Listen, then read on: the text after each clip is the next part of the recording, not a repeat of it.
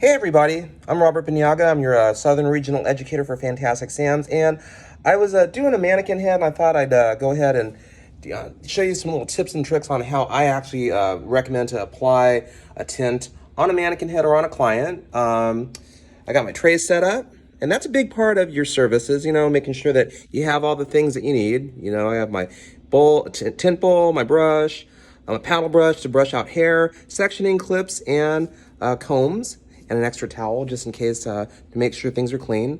I've prepped my client, my mannequin head. I have cholesterol conditioner, kind of around her hairline just to, keep from stainage. And I've done half this head already. I've gone through and I've taken the back sections, half-inch sections, taken through roots to ends, and now I'm working in front of my radial parting, which I've created from the high point of the head to the back of the ear. And I'm just going to go ahead and just do a few sections just to kind of walk you through explaining how I actually apply a tint.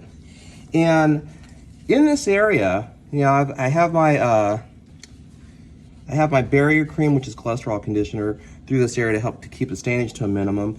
The shade that I'm applying is more of a mid-level auburn tone, but why I'm taking this section, slightly diagonal back into vertical and back of the ear, and taking sections, about a 1/4 inch, half an inch to be able to get good saturation, and then applying across the regrowth just so that I have good application at the scalp area.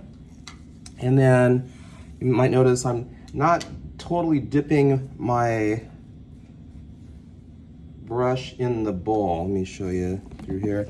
I tend to leave it on top of the bowl like that, but you want to load up enough product on the brush just so that when you come across the parting, you get great application in the root area, and then you're also hitting that regrowth application. And then I'm gonna go ahead, take my next section, pull that back, and then I'm gonna take, again, my brush, apply my product to my regrowth area, and over direct that back out of the way. And that way, when I go through and take my next sections, I'm not loading up like the tint around the face and having it stain the hairline or stain the client's face. I'm going through and over directing that slightly back away from the face just to get control of the hairline, and that way I'm able to get in all these areas without being super messy. And especially with the mannequin head, even though they're not real, you want to make sure that they're clean, especially if you're going to be presenting that. And I just want to go ahead, work that through, making sure that you apply enough product on your brush to control the hair, okay? And again, you guys might have the smaller tint brushes, might use the bigger tint brushes. When you're trying to get through a lot of hair, a bigger brush is usually helpful, but when you're just dealing with the regrowth area, making sure that you have good control of that. And again, I'm just like scooping. Let me show you.